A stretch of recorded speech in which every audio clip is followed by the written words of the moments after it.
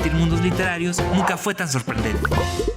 Sueños en 8 bits, la historia de la Famicom /NES 1983 a 2018, por José Joaquín Rodríguez, publicado por Dolmen y distribuido por Editorial Planeta. Este es un libro bastante choncho, bastante complejo, completo, con un montón de ilustraciones, un montón de datos y sobre todo una gran narración en torno a la historia de lo que nosotros conocemos como el Nintendo, o en su versión original del Japón, la Famicom o la Family Computer, que fue la primera gran consola de casa. O sea, antes de esto había otras consolas, hubo otros intentos, sobre todo hubo computadoras, sistemas de computación como la Commodore, que estaban llevando a las casas los videojuegos que se disfrutaban en lo que antes eran las arcadias, las maquinitas, esos lugares donde había un montón de videojuegos. Todavía hay algunos, ya no tanto como hace bastantes años, sobre todo con la era del pinball o la maquinita de la pelotita, que fue uno de los primeros grandes auges del entretenimiento, pues ya hacia las eras de lo digital, aunque más bien todo esto era análogo, con contenidos electrónicos, mecánicos, y con el lanzamiento de las computadoras de casa, con los primeros sistemas operativos y sobre todo con el primer lanzamiento de esta consola para casa, que es la Commodore. No es cierto, no es la Commodore viene después en la computadora. La primera es la Odyssey, el sistema Odyssey, que era una máquina bastante grande, un aparato choncho, pero que que se conectaba a las televisiones de los hogares, y a través de mandos conectados a esta podían jugarse una serie de juegos que partían del Pong, que el Pong es como el gran padre de los videojuegos, que seguro lo has visto en Wall-E, que es el videojuego que está jugando con Eva mientras está en estado de hibernación. Y este videojuego, que era popular en los centros, en las arcadias, en estas salas de máquinas, quería ser llevado a los hogares. La Odyssey no fue una gran consola, tuvo muchos problemas porque la gente no estaba como acostumbrada, no sentía ese mismo fervor o ese mismo gusto de jugar lo que pasaba en las arcadias con lo que pasaba en la sala de las casas. Y después de eso lanzan las maquinitas de Pong, o sea, consolas que solo traían este juego, el Pong, el tenis de mesa, el tenis digital, para poderlas jugar en casa. Y este fue el gran auge de las consolas para los juegos en casa. Y esto nos lleva a que hubiera un gran empuje en la idea de buscar las consolas. De esta Odyssey a las máquinas de Pong brincan a la Commodore, que si bien era una computadora, estaba pensada un poquito más para desarrollar videojuegos, y en esto aparecería la gran compañía de Atari con los primeros grandes sistemas y grandes momentos de juego, hasta que una compañía de juguetes en Japón lanzaría su versión de consola en casa, que es la compañía de Nintendo, y lanzarían Famicom con una serie de diseños que vienen en el libro, cómo fueron desarrollando a la máquina, que si buscas en internet cómo era antes, una máquina, una consola muy extraña, que se ponían los controles a los costados y venían ya conectados a la consola, ya integrados por cable, y sería como la gran consola que llegaría a los hogares. Empezaría un poco lento, pero el empuje que tiene en el diseño, las limitantes tecnológicas que aportaron o abonaron al diseño de los videojuegos, al diseño de las mecánicas, al diseño de lo divertido, de lo emocionante. Todas estas limitantes que estaban dentro de la Famicom dieron un gran empuje porque era sumamente divertido. Cuando Nintendo logra entrar a los Estados Unidos. Estados Unidos, la compañía de Nintendo, que anteriormente se dedicaba a hacer juguetes, rediseñan la Famicom, y para el mercado americano y sobre todo el que conocimos en México, transformarían esta Famicom en lo que conocemos como la Nintendo o el Nintendo, una caja gris enorme con un sistema de cartuchos de juego que eran mucho más grandes que los de Famicom, y que viene en el libro toda esta construcción de cómo se van desempeñando estos limitantes tecnológicas con la idea del mercado, con la idea de la jugabilidad, el deseo de jugar, y algo sumamente importante que es la comunidad de videojugadores que antes se juntaban en las arcadias para congregarse, y que luego esta pasión de las arcadias se llevaría a los hogares tras un montón de dinámicas que Sueños en 8 bits nos va contando de una manera muy fregona, como todo este sistema de mercado nos dio la Nintendo o los juegos de 8 bits, y cómo competirían después con sistemas como Sega, la propia Atari, y antes de que pudiera caer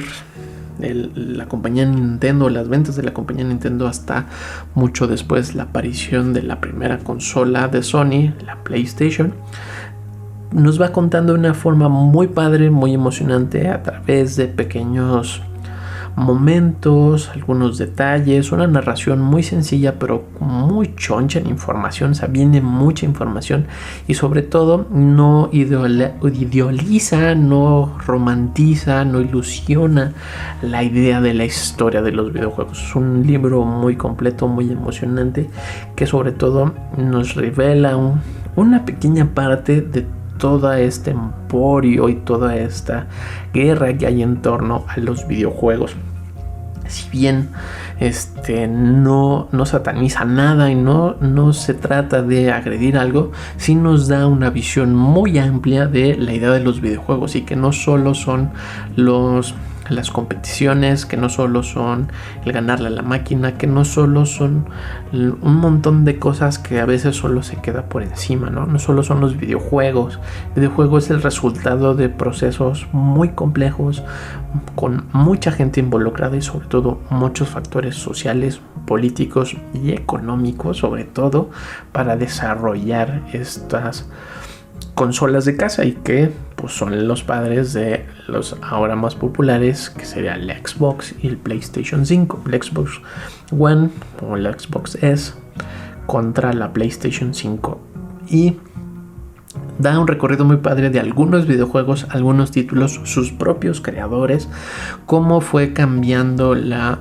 evolución de esos juegos, cómo cambiaron la evolución de las propias máquinas, como algunas otras consolas, cuando digo máquinas me refiero a las consolas, estaban tan adelantadas en su momento, pero el momento de lo mercadológico, el momento de lo social, lo económico, lo político no fue el adecuado, y se rezagaron las ventas, siendo máquinas mucho más competitivas que la Nintendo,